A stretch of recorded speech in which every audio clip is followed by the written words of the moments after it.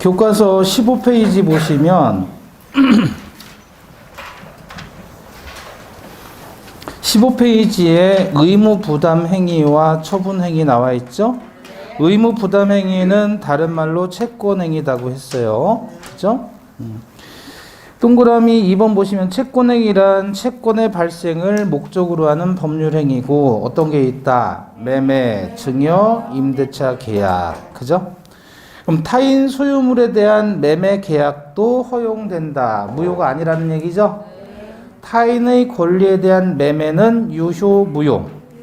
유효. 그럼 타인의 권리에 대한 증여는? 예? 봐봐요. 그 위에 동그라미 2번에 매매, 증여, 임대차가 채권행위라면서요.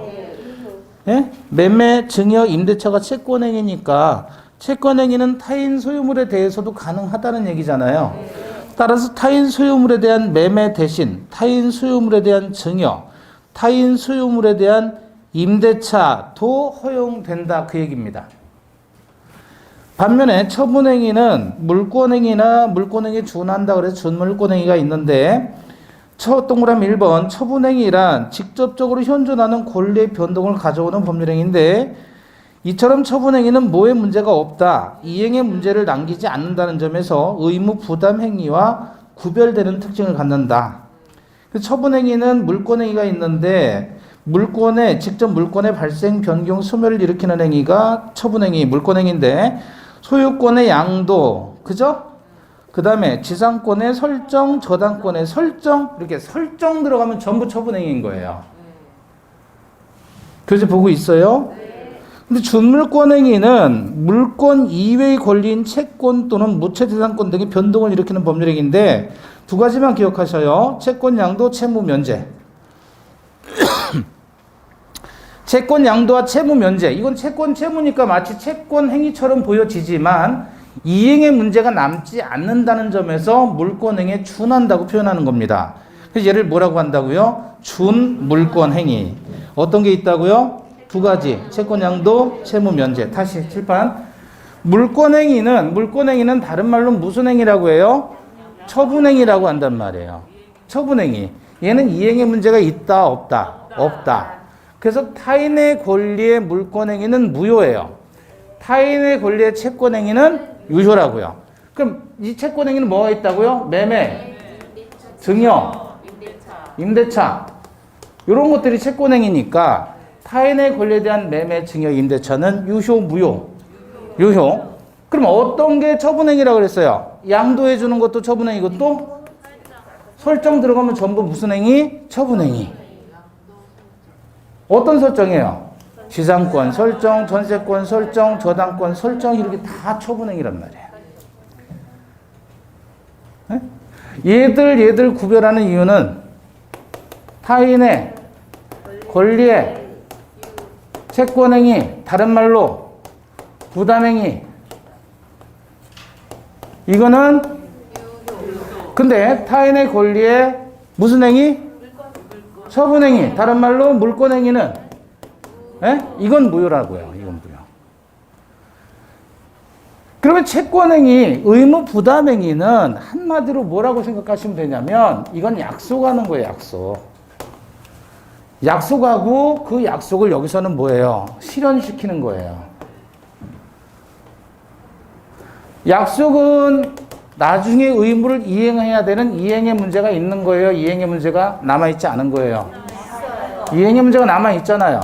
근데 얘는 실현시켰죠? 이행의 문제가 남아요? 안 남아요? 안 남는다 그 얘기예요. 그래서 구별하는 거예요.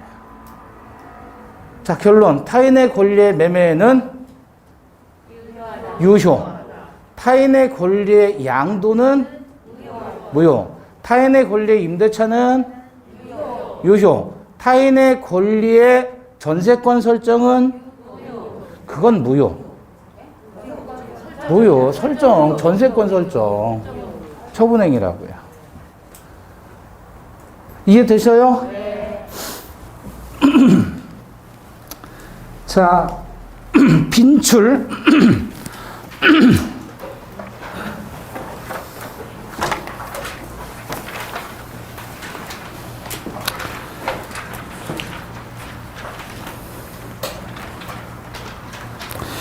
진출 보시면 293페이지에 1번 소유권의 포기. 재단법인의 설립행위는 상대방이 있는 단독행위이다. 그래요? 상대방 없는 이잖아요. 없는. 그죠? 상대방이 있는 거 우리 암기했었죠. 뭐였어요? 동철상 추면 해취. 자, 2번 합의 해제. 합의 해제는 단독행위이다. 계약이죠. 합의 해제를 다른 말로 뭐라 그랬죠? 해제를 내용으로 하는 계약 그랬죠. 해제를 내용으로 하는 계약, 해제 계약, 다른 말로 합의 해제. 3번 교환, 임대차, 재매매 예약, 주택 분양 계약, 지상권 설정 행위, 채권 양도는 의무 부담 행위다. 그래요? 아니죠. 뭐 빼야 돼요? 설정 행위, 설정은 빼야 되겠죠. 또 채권 양도 채무 인수는 준물권행위라 그랬잖아요. 그래서 지상권 설정하고 채권 양도 빼야 됩니다. 4번 타인 소유의 부동산은 매매의 목적물이 될 수 있다, 없다? 있다. 타인 소유의 채권행위는 유효라고 했잖아요. 그죠? 5번 2분의 1 지분권자 갑이 다른 2분의 1 지분권자 의뢰 동의 없이 X토지 전부를 병에게 매도했을 때 그 매매 계약은 유효, 무효? 예? 아니 2분의 1 지분 가지고 있는 놈이 다른 사람 의뢰 2분의 1 지분까지 동의 없이 매매했어요. 그럼 타인의 권리의 매매죠? 타인의 권리의 매매는 채권행위 아니면 물권행위? 채권행위. 그럼 유효, 무효?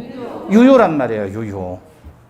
그러니까 4번 지문이 5번 지문으로 등갑되어도 여러분 이거 잡을 수 있어야 돼요. 같은 표현이에요. 4번하고 5번은 같은 겁니다. 자, 다시 7번 보시고요. 그러면 채권행위, 물권행위 된 거죠? 예.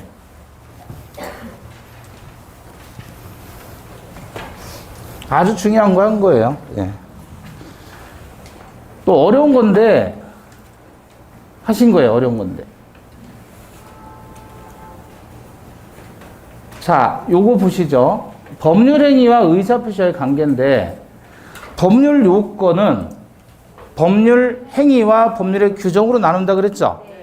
그럼 법률 행위 중에서 예를 들어 매매라고 한다면 매매는 법률 행위이죠?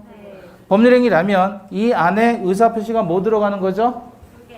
두 개. 청약의 의사표시와 승낙의 의사표시 두 개만 있으면 법률 행위가 되는 거죠. 다시 법률 요건 중에 법률 행위 중에는 요것도 법률 행위죠.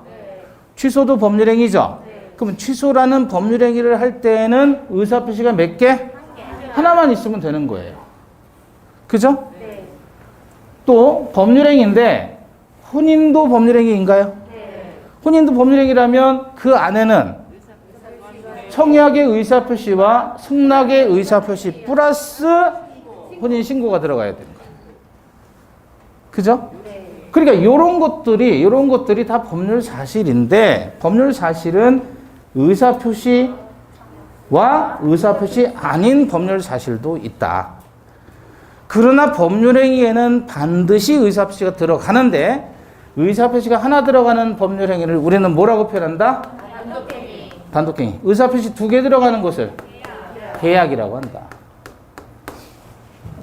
이해되시는 거죠? 네. 그럼 법률행위는 의사표시와 같은 말이에요? 같은 말이 아니에요? 법률행위 이퀄 의사표시라고 할 수 있어요? 법률행위는 의사표시와 같은 거 다른 거? 법률행위는 뭐의 개념? 요건 개념. 얘는 예? 사실 개념이잖아요. 이게 다른 거죠. 그런데 의사표시 그 자체가 법률행위로 되는 경우가 있나요? 어디예요? 여기 있잖아요. 이거. 의사표시 그 자체가 법률행위가 되잖아요. 다른 거 없이. 이해돼요? 근데 여기서는 의사표시 자체가 법률행위가 되는 건 아니죠. 의사표시 외에도 뭐가 있어야 돼요? 신고가 있어야 법률행위가 되잖아요. 다만 법률행위라는 것은 의사표시 있는 것들을 다 법률행위로 하자. 법률행위는 전부 다 뭐에 해당하는 거예요? 법률 요건에 해당한다. 자, 그래서 그런 얘기가 어디 나와 있냐면 13페이지에 법률행위와 의사표시 관계 나와 있죠? 거기 밑에 맨 밑에 둘째 줄 의사표시는 법률행위 불가결의 구성 요소이다. 그러나 의사표시가 곧 법률행위는 아니죠. 넘겨보시고 2번 의사표시 없는 법률행위란 있을 수 있어요? 없어요? 없지요. 법률행위 자체가 의사표시 있는 걸 얘기하니까. 그러나 의사표시가 법률행위의 유일한 요소는 아니다. 왜? 혼인이라는 법률행위는 혼인 의사합치 이외에 뭐가 있어야 되니까? 신고가 있어야 되니까 의사표시가 법률행위의 유일한 요소는 아니다. 그 얘기예요. 있어야 되는데 의사표시만으로 성립하는 게 아니단 말이에요. 3번 법률행위는 법률 요건이며 의사표시는 법률 요건을 구성하는 법률 사실에 속하고 4번 의사표시의 무효 또는 취소의 원인이 생기면 법률행위 전체에 영향을 미치게 되죠. 예컨대 의사표시의 무효 사유가 있는 경우에는 그 법률행위도 따라서 무효가 되는 것이다. 그 얘기입니다. 됐죠? 자, 그 다음에 채권행위, 물권행위 우리 봤고요.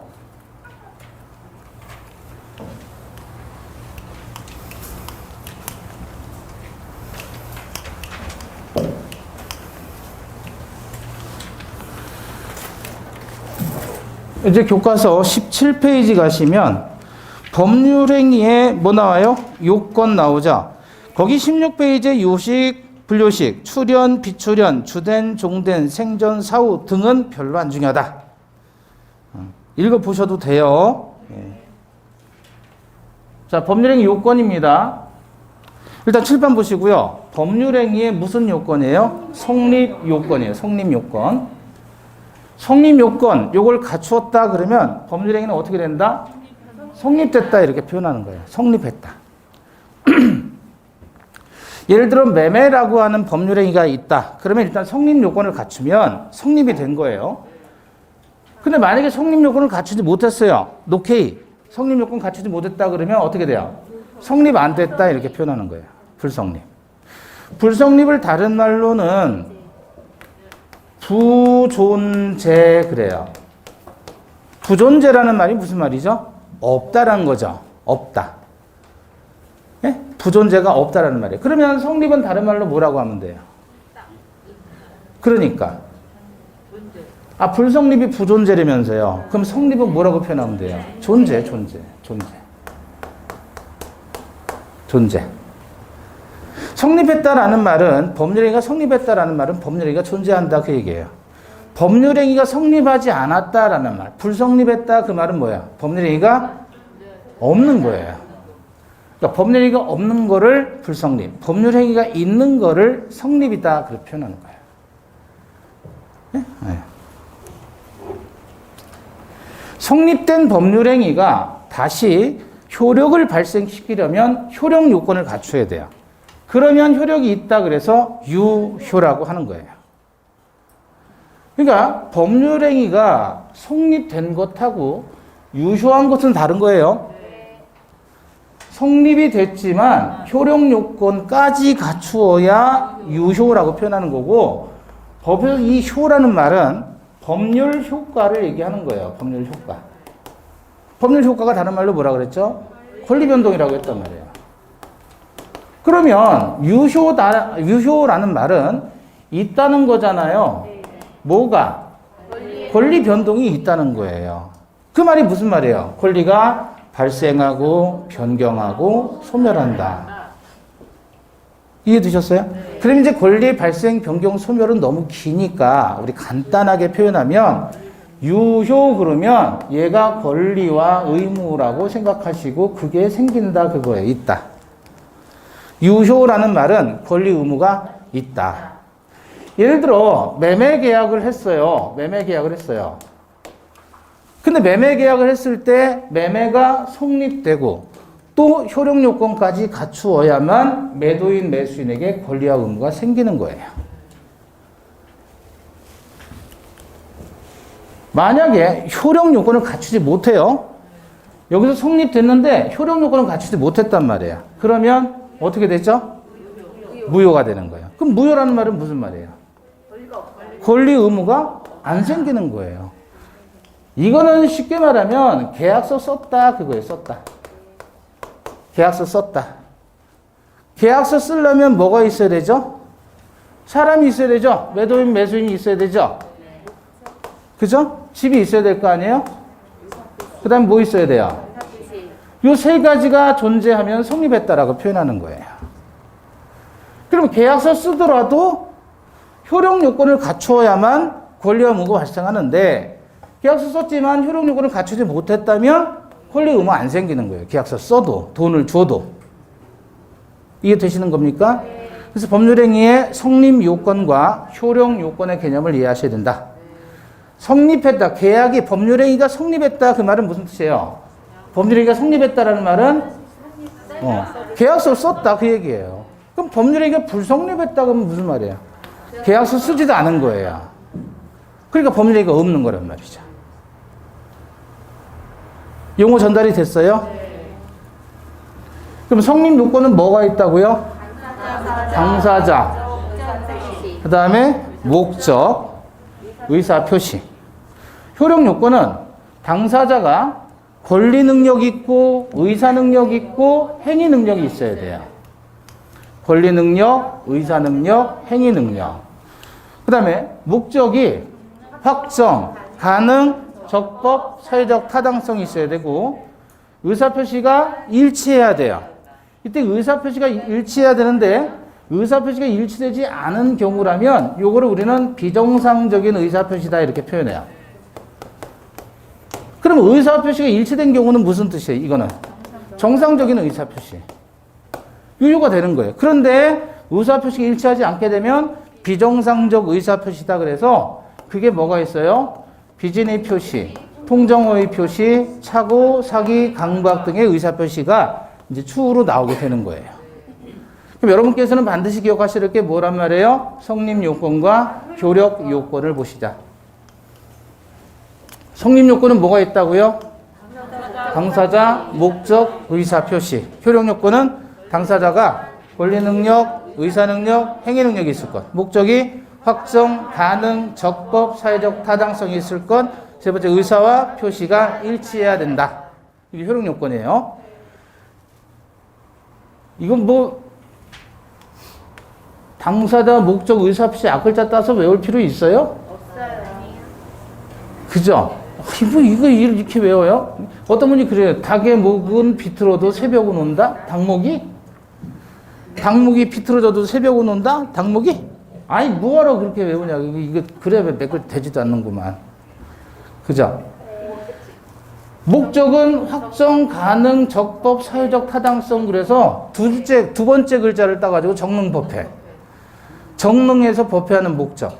야, 아니 이렇게 외울 필요가 없다는 얘기예요. 제 말은. 그럼에도 불구하고 꼭 이렇게 외우려고 억지로. 자꾸 보면 돼요. 자꾸 보면. 자꾸 보시면 돼요. 그리고 계속 나오는 거니까. 자, 효력 요건을 갖추면 유효, 효력 요건을 갖추지 못하면 무효. 그죠? 자, 다음에 19페이지 보시면 이제 당사자의 효력 요건이 나옵니다. 거기 보시면 18페이지에 법률행위 성립 요건에서 일반 성립 요건 3개 나왔죠. 당사자, 목적, 의사표시. 그 다음에 효력 요건에서 일반 효력 요건 동그라미 1번. 당사자가 권리 능력, 의사 능력, 행위 능력 가질 거. 그죠? 그 다음에 2번. 목적이 확정, 가능, 적법, 사회적 타당성. 3번이 법률행위 구성하는 의사표시 간에서 의사와 표시가 일치해야 된다. 자, 요건 시험에 많이 나옵니다. 4번. 농지법상 농지 취득 자격 증명은 농지 취득의 원인이 되는 법률행위 효력 발생 요건이 아니다라는 거예요. 그럼 시험 문제를 낼 때는 어떻게 내죠? 효력 발생 요건이다 그러면 X. 농지 취득 자격 증명 줄여서 농취증이라고 하죠. 농취증. 농취증. 이건 효력 요건이다 아니다? 아니다. 아니다. 자, 그럼 다시 칠판 보시고요. 당사자와 관련된 효력 요건으로서 무슨 능력 봐요? 이제 권리 능력. 권리 능력을 다른 말로 얘기하면 권리 뒤집 반대말은 의무니까 권리 의무 능력이고 법에서 능력이라고 하는 건 뭐라고 하면 돼요? 이건 자격을 얘기해요. 자격. 권리와 의무를 가질 수 있는 자격을 뭐라고 한다? 권리 능력. 권리는 누가 갖죠? 사람만 가질 수 있는 거예요. 사람만. 그죠? 강아지나 고양이 등은 권리를 가질 수 있어요? 없어요? 없어요. 그럼 강아지나 고양이 등은 사람 재산을 상속받을 수 있어요? 없어요? 없어요. 왜? 권리 능력이 없으니까. 권리 가질 자격이 안 되는 거예요. 아시겠죠? 자, 그러면 사람은 크게 어떻게 나눕니까? 자연인과 법인이에요. 법인. 법인이라고 했을 때 법인은 사단법인도 있고 재단법인도 있어요. 그죠? 근데 자연인이다 그러면 산속에 사는 사람을 얘기하나요? 아니에요. 자연스럽게 사람인 사람, 우리 같은 사람은 자연인이라고 하는 거예요. 근데 이 법으로 사람 만들었다 이거는 사람같이 보여요? 안 보여요? 눈에? 법인은 사람처럼 안 보이잖아요. 아니, 예를 들어 삼성전자 주식회사를 한번 보세요. 그 법인이죠? 그죠? 삼성전자 주식회사는 법인이란 말이에요. 법인. 그러니까 법인은 한마디로 서류로 사람을 만들어 놓은 거예요. 서류로. 그럼 이 법인은 자연스러운 거예요? 자연스럽지 않은 거예요? 자연스러운 의미의 사람이 아니잖아요. 그래서 얘는 자연스럽지 않다 그래서 법으로 만든 사람을 법인이라고 하고 이 서류로 우리 같은 사람은 너무나 자연스럽기 때문에 자연인이라고 한다. 그러니까 자연인이라는 말은 한자 뜻을 해석할 필요가 있는 거예요? 없는 거예요? 예? 이렇게 한자로 얘기할 필요가 없는 거예요. 뜻이 없는 거예요. 법인은 워낙에 부자연스러운 사람이기 때문에 법인에 대응하는 의미에서 자연인이라고 하는 거예요. 아시겠죠? 그냥 이 보통 사람들은 다 뭐라고 한다? 자연인 그래요. 자연인. 그러니까 사람만 권리와 의무를 가지게 되는 겁니다. 사람만. 그러면 우리 민법 3조에 보면 사람은 생존한 동안 권리와 의무의 주체가 된다 그랬어요. 민법 3조에서. 그럼 생존한 동안은 언제부터 언제까지예요? 출생 시부터 사망 시까지가 생존한 기간이죠. 그래서 이 기간을 뭐라고 하냐면 법인은 사람은 출생과 사망에 해당하는 게 법인에서는 설립 등기와 해산까지예요. 법인에서는 이 출생부터 사망까지를 뭐라고 표현할까요? 법은 권리 능력의 존속 기간, 지속되는 기간이다 그렇게 표현해요. 권리 능력의 존속 기간. 그러면 사람이 출생했다 그 말은 무슨 뜻이에요? 권리 능력이 발생하는 거야. 사람이 사망했다 그 말은 권리 능력이 소멸하는 거예요. 아시겠죠? 그러니까 사람이 사망하게 되면 권리 능력이 소멸하니까 권리를 가질 수가 없죠. 따라서 사망한 사람은 권리를 가지지 못하게 되니까 어떤 현상이 발생하는 거예요? 어떤 현상이 발생? 권리를 가지지 못하게 되니까 사망하는 순간 그 재산은 상속이 이루어지는 거예요. 이해되시는 거예요? 권리를 못 가지니까. 그래서 누군가가 출생했다 그러면 권리 능력이 발생했다. 예? 부고 왔다 그러면 권리 능력이 소멸했다. 언제 돌아가셨어요? 그러지 마시고 권리 능력의 존속 기간이 어떻게 되시지요? 이렇게. 예? 등남을 축하합니다. 그러지 마시고 권리 능력의 발생을 축하합니다. 이렇게. 이해되셨어요? 자, 법인은 설립 등기를 한 다음에 권리 능력이 발생하는 거예요. 그죠? 그럼 설립 등기를 해야만 법인이 되는 거예요. 법인은 종류가 사람의 단체와 재산의 단체로 나누어서 사람의 단체, 사람들이 모여서 설립 등기를 하게 되면 무슨 법인? 사단법인. 재산이 모여서 설립 등기를 하게 되면 무슨 법인? 재단법인. 그죠? 그러면 설립 등기하기 전 상태예요. 설립 등기하기 전 상태. 사단이 만약에 설립 등기를 하면 뭐가 된다고요? 사단법인이 되고 재단이 설립 등기를 하면 재단법인이 되는데 설립 등기하기 전에 사람이 모인 단체, 재산이 모인 단체가 있다. 그러면 얘들은 사람이에요? 사람이 아니에요? 아니죠. 그래서 비법인, 사단, 재단이 나오게 되는 거예요. 법인이 아니니까 권리 능력이 있다는 거예요, 없다는 거예요? 없다는 거예요. 법인, 이 권리 능력을 법인격이라고도 합니다. 그래서 법인격 없는 사단, 재단 그래요. 특히 우리 권리 능력 없는 사단으로서 어떤 거 공부했죠? 권리 능력 없는 사단 들어봤어요? 어떤 거 나와요? 같은 종의 무리들, 교회. 이들이 재산을 소유하는 형태는 무슨 이유? 충유한다 라고 물권법에서 공부하는 겁니다. 관련해서 이건 뭐 자세히 볼 필요는 없고요. 그냥 간단하게 보시면 돼요.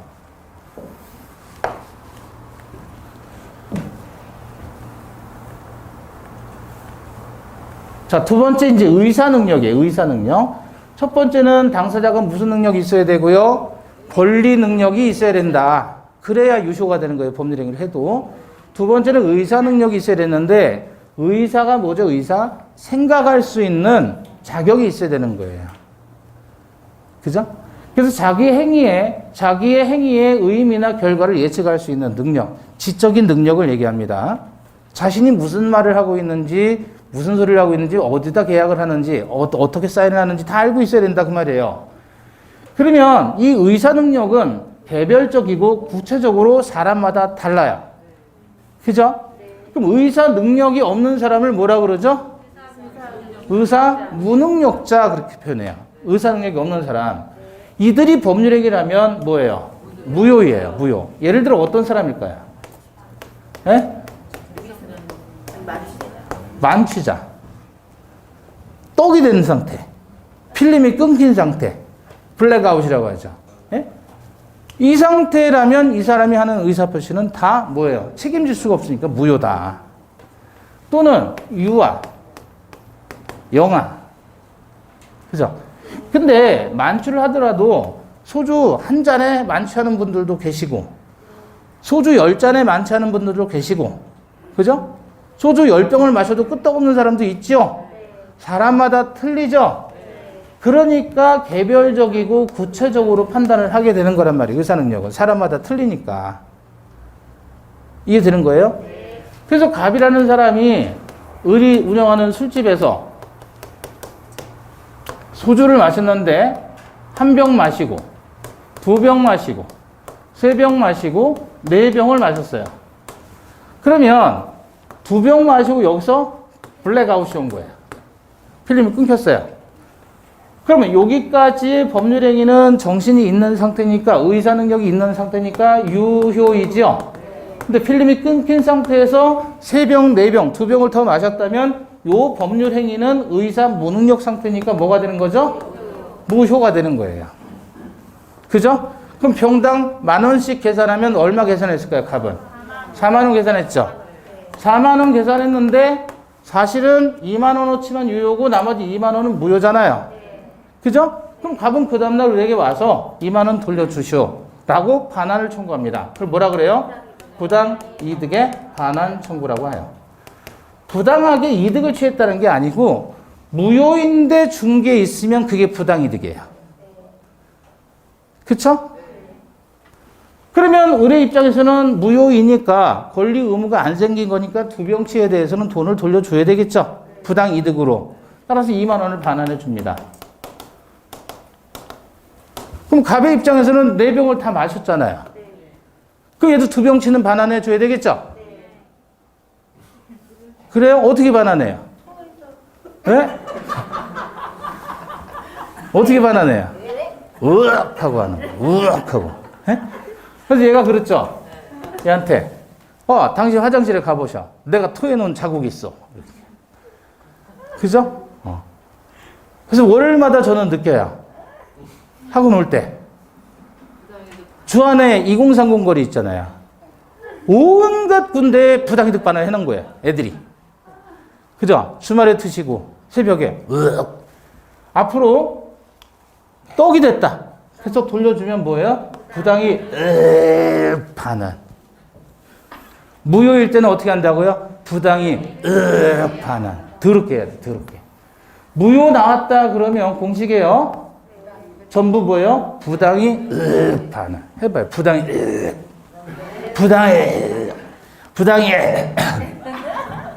무효 나오면 반드시 뭐 나오는 거예요? 부당이 반응. 예? 자, 그런데 이게 실제로 이렇게 2만 원 돌려받을 수 있어요? 없어요? 있다고 해줘요, 실제로. 실제로 받을 수 있는데 현실적으로는 쉽지 않다. 이론상으로 그래요. 이론상 자기가 의사 무능력 상태가 됐다는 사실을 입증하면 받을 수 있는 거예요, 법적으로. 그런데 이 사람이 의사 무능력이 됐다는 사실을 어떻게 입증하냔 말이에요. 현실적으로 어렵죠. 그래서 이거는 또한 사람마다 주량이 다르고 하니까 개별적이고 구체적으로 판단한단 말이에요. 그래서 이건 이론상의 문제이고 실질적으로는 이게 중요한 거예요. 법률 행위를 단독으로 할 수 있는 능력. 그걸 행위 능력이라고 합니다. 법률 행위를 단독으로 유효하게 할 수 있는 능력. 이 의사 능력은 이론적인 거예요. 이론적인 거. 당연히 의사 능력이 있어야 되겠죠. 그렇지만 이거는 개별적이고 구체적으로 사람마다 틀리기 때문에 획일적으로 판단하자. 그래서 행위 능력이라는 제도를 만든 거고 단독으로 유효하게 법률 행위 할 수 있는 능력을 행위 능력이에요. 얘는 개별적이고 구체적이지만 얘는 객관적이고 획일적으로 판단하자 그거예요. 그럼 어떤 사람이 있냐면 제한 능력자라 그래요. 법률 행위를 할 수 있는 능력이 제한되어 있는 사람. 그 사람을 뭐라 그래요? 제한 능력자. 과거에는 이들을 무능력자라고 표현했어요. 무능력자라고 표현했는데 그 어감이 안 좋잖아요. 그래서 제한 능력자로 용어를 바뀐 겁니다. 그럼 누가 있냐면 미성년자, 또 피성년 후견인, 또 피한정 후견인이에요. 말 그대로 성년이 되지 않은 사람이 미성년자죠. 그 다음에 얘는 성년이 됐어요. 그런데 후견인이 필요한 사람이에요. 성년이 됐음에도. 왜 후견인이 필요해요? 맛이 간 거예요. 맛이 갔어요. 정신을 잃었다고요. 맛이 간 사람. 예? 중증도의 치매. 그죠? 그런 사람은 단독으로 법률행위를 할 수가 없잖아요. 그래서 그런 사람들이 하는 법률행위는 다 취소할 수 있다라고 하는 거예요. 피해 한정 후견인은 맛이 갔는데 불이 들어왔다 나갔다 가끔 그래요. 이해되셔요? 그래서 이런 사람들을 우리는 뭐라고 하자? 제한 능력자라고 하자. 이들이 하는 법률 행위는 다 뭐 할 수 있습니까? 취소할 수 있다. 무효가 아니에요. 자, 의사 무능력자의 법률 행위는 뭐죠? 무효죠. 근데 이들은 취소예요. 무효가 아니라. 취소라는 말은 일단은 유효한데 취소권을 줘가지고 네가 원해서 취소하고 싶으면 해라 그거예요. 되돌리고 싶으면 해라. 취소하기 싫으면 그냥 내비두면 되고. 이해되셨어요? 그래서 취소라는 것은 아무 때나 하는 게 아니고 이들이 법률 행위를 했을 때는 뭐 할 수 있다? 취소할 수 있다라고 해준 거예요. 무효가 아닙니다. 자, 얘는 무효라 그랬잖아요. 당연히 무효죠. 의사능력이 없는 상태니까. 근데 얘도 의사능력이 완전히 없는 건 아니잖아요. 경우에 따라서 미성년자가 아주 영특해서 성년자와 거래를 할 때 오히려 자기에게 유리하게 거래할 수도 있겠죠. 그러니까 덮어놓고 무효로 하지는 말자는 얘기예요. 선택할 수 있도록 해주자. 유효로 할지 아니면 취소해서 무효로 되돌릴지는 취소할 수 있는 권리자가 선택할 수 있도록 해주는 겁니다. 따라서 제한 능력자의 법률행위는 뭐 할 수 있다? 취소할 수 있다. 제한 능력자는 누가 있다고요? 미성년자, 피성년 후견인, 피한정 후견인, 미성년자, PP. 됐죠? 이들은 제한 능력자로서 법률행위를 뭐 할 수 있다? 취소할 수 있다. 자, 그 다음에 이제 목적의 효력 요건 들어갑니다. 그럼 교과서에 보시면 19페이지에 성립 요건과 오른쪽에 효력 요건 나와 있죠? 표로 이제 20페이지.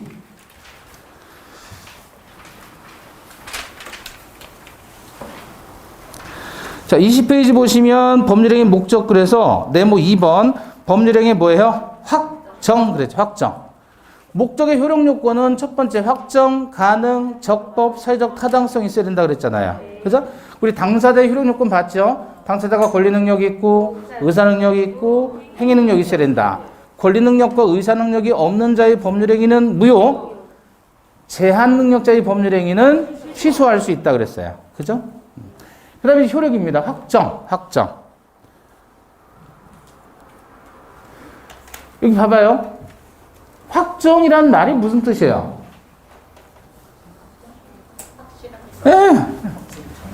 확실하게 정한다. 그걸 확정이라고 해요. 확실하게 정하는 거예요. 확실하게 정하는 거. 해안가 주변에 7평의 토지를 양도하겠다. 해안가 주변에 7평의 토지를 양도하겠다. 라고 계약을 했다면 이 계약은 유효인가요? 무효인가요? 예? 해안가 주변에 7평의 토지를 양도하겠다라고 했어요. 토지를 양도하겠다. 유효, 무효. 왜 무효죠? 해안가 주변에 어떤 토지를 양도하겠다는 거냐, 그거예요. 해안가 주변의 땅이 한두 개가 아닌데, 뭐 할 수 없다? 확정할 수가 없다. 확정할 수 없기 때문에 그와 같은 약정은 무효이다. 그런 얘기예요. 이해되셨어요? 그럼 확정을 해야 되는데, 확정은 그러면 언제까지 해야 되느냐? 언제까지 해요? 이행기까지. 자, 그래서 확정성에서 양거래 2번. 법률행위 성립 시에 반드시 확정되어 있을 필요는 없다. 비록 성립 시에는 확정적이지 않더라도 법률행위 내용을 실현할 당시, 즉 이행기까지는 확정할 수 있으면 된다. 이해되셨죠? 자, 언제까지? 이행기까지.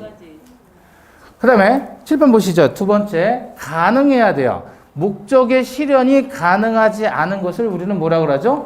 불능이라고 합니다. 실현 가능해야 돼요.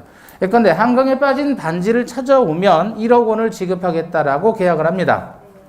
한강에 빠진 반지를 찾아오는 게 가능해요? 불가능해요? 불가능해요. 네? 어떤 과학기술을 동원해서 찾을 수 있을지는 몰라도 일반적으로 우리가 통념적으로 생각했을 때 불가능한 거잖아요. 그런 건 불능이라고 얘기를 하는 거예요. 실현 불가능한 거예요. 따라서 이런 불능인 법률행위는 무효입니다. 그런데 시점을 보면 갑이 을에게 집을 판다라고 해봐요. 집을.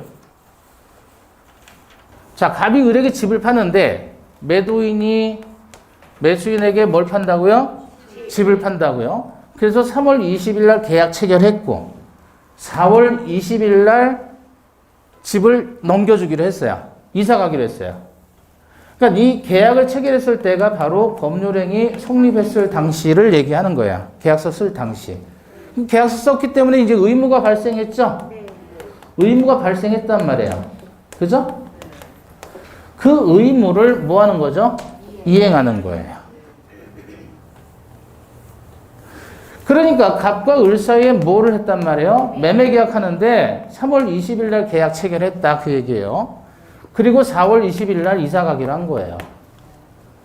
이해되시는 거예요? 네. 자, 그럼 이렇게 했을 때 갑의 집이 지금 불이 났죠? 네.